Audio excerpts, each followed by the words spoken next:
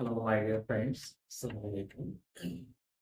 আশা করি সবাই ভালো আছেন। আপনারা সবাই আজকের এই সেশনে আমি একটা টিপস নিয়ে আপনাদের সামনে হাজির হয়েছি। এটা আসলে রাইট ফ্রম ভার্বস এর একটা অংশ। আপনারা জানেন রাইট ফ্রম ভার্বস খুবই গুরুত্বপূর্ণ একটা বিষয়। আর এটি সাবজেক্ট ভার্ব এগ্রিমেন্টের একটা বিষয় নিয়ে আমি আজকে কথা বলবো। একটা টপিক নিয়ে জাস্ট একটা পয়েন্ট আছে আপনাদের সাথে আলোচনা করবার জন্য আজকের এই ভিডিওটি। সো এখানে দেখতে পাচ্ছেন যে সাবজেক্ট ভার্ব এগ্রিমেন্ট বিষয়টা কেন গুরুত্বপূর্ণ। সাবজেক্ট যদি থার্ড পারসন সিঙ্গুলার নাম্বার হয় তাহলে আমরা এক ধরনের ব্যবহার করি। সাবজেক্ট যদি বহুবচন হয় বা প্লুরাল নাম্বার হয় তাহলে এক ধরনের আচরণ করি। সো বিভিন্ন পরীক্ষায় একটা এমসিকিউ হিসেবে যে কোশ্চেনটা আমাদের আসে, সেই কোশ্চেনটার মধ্যে একটা বিষয়কে আপনারা নজরে রাখবেন। দেখবেন যে এই কোশ্চেনটা খুব বেশি আসে। দা জুড়ি ব্র্যাকেটে বি ভার্বের ইঙ্গিত দেওয়া হয়েছে, বি লেখা হয়েছে। এখানে গ্যাপ দেওয়া হয়েছে, তারপরে same in opinion. So the jury, এখানে বি ভার্বের ক্লু হিসেবে আমরা ইজ অথবা আর দিয়েছি। এখানে কোনটা হবে সেটা একটা গুরুত্বপূর্ণ বিষয়। সেম হবে নাকি সেম ইন অপিনিয়ন আছে, এখানে ইজ হবে নাকি আর হবে।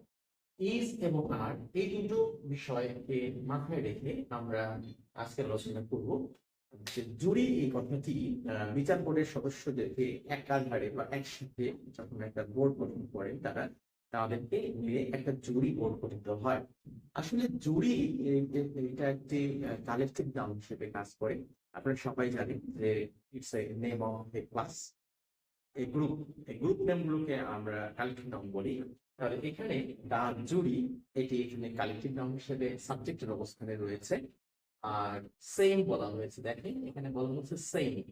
সেম মানে হচ্ছে এরা, আমি একটু বলি, এরা বিভিন্ন রকমের মানুষকে নিয়ে একটা বিচার বোর্ডের সদস্যদের, বিভিন্ন রকমের বিচারকদের বা বিচার বোর্ডের বিভিন্ন রকমের সদস্যদেরকে নিয়ে তারা একটা দল করেছে। It has become a group, একটা গ্রুপ হয়ে গেছে, তারা একটা গ্রুপ রিপ্রেজেন্ট করছে। এটা কালেকটিভ নাউন। আমরা জানি কালেকটিভ নাউন সাধারণত দুই একটা ব্যতিক্রম ছাড়া তারা সবাই বহুবচন হয়। কালেকটিভ নাউন সাধারণত বহুবচন হয়, তবে কয়েকটি কালেকটিভ নাউন আছে যারা সাধারণত বহুবচন হিসেবে ট্রিট করে না বা ট্রিট হয় না। যেমন ধরেন টিম, যেমন ধরেন ফ্যামিলি, গভর্নমেন্ট, এইগুলো কালেকটিভ নাউন হলেও এই নামগুলোকে আমরা সিঙ্গুলার হিসেবে ট্রিট করি। আর কালেকটিভ নাউনগুলো যেমন জুড়ি, এই বিষয়টা, এই নামটা কালেকটিভ নাউনটা সাবজেক্ট হিসেবে যখন কাজ করে তখন এটা একাধারে বহুবচন হতে পারে, এক বচন হতে পারে। এটা কখন এক বচন কখন বহু বচন, এই এক বচন এবং বহু বচনের বিষয়টি নির্ধারণ করার জন্য আমাদেরকে এটা নিয়ে ভাবতে হবে। সো বিচার বোর্ডের সদস্যরা মিলে একটা দল হয়েছে, একটি গ্রুপ হয়েছে একটা। আর দেখেন এখানে তারাও কিন্তু এক আছে, সেম মানে এক, গ্রুপ এক, মতামত তাদের এক, সিদ্ধান্তে তারা এক। অতএব এখানে আমি সাবজেক্ট হিসেবে ধরবো এক। তার মানে সাবজেক্ট হিসেবে এনারা ইজ ইজ গ্রহণ করবেন। তার মানে বলতে কালেকটিভ নাউন হিসেবে জড়ি, এই নাউনটি যখন আমার সাবজেক্ট হিসেবে ব্যবহৃত হয় তখন যদি এই কালেকটিভ নাউনটি যদি তাদের অবস্থান, মতামত, সিদ্ধান্তে একক বা একতা বজায় রাখে তাহলে এই কালেকটিভ নাউনটি তখন সিঙ্গুলার হিসেবে কাউন্ট হবে।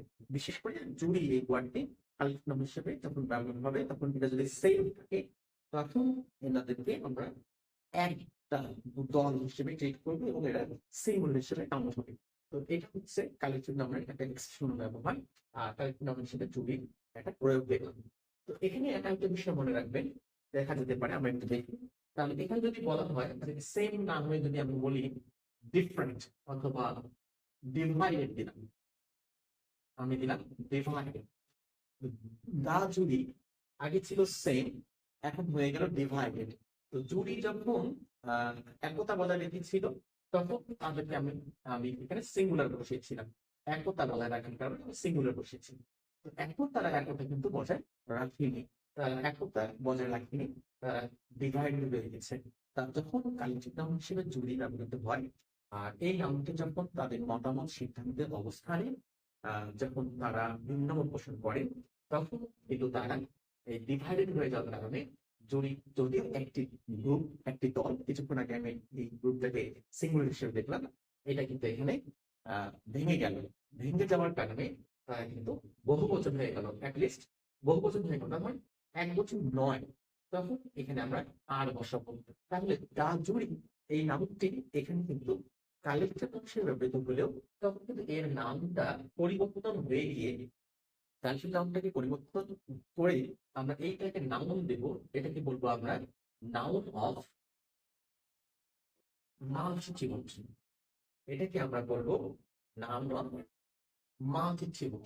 সো কালেকশন নাউন হিসেবে জুড়ি যখন একতা বজায় রাখে তখন তাকে আমরা সিঙ্গুলার বলবো, আর যখন একতা বজায় রাখে না তখন তারা ডিভাইড হয়ে যায়, তখন তাদেরকে আমরা প্লুরাল বলবো। আর প্লুরাল হিসেবে এই নাউনটি নাউন অফ মাল্টিটিউড নামে আমরা এটাকে গ্রহণ করব।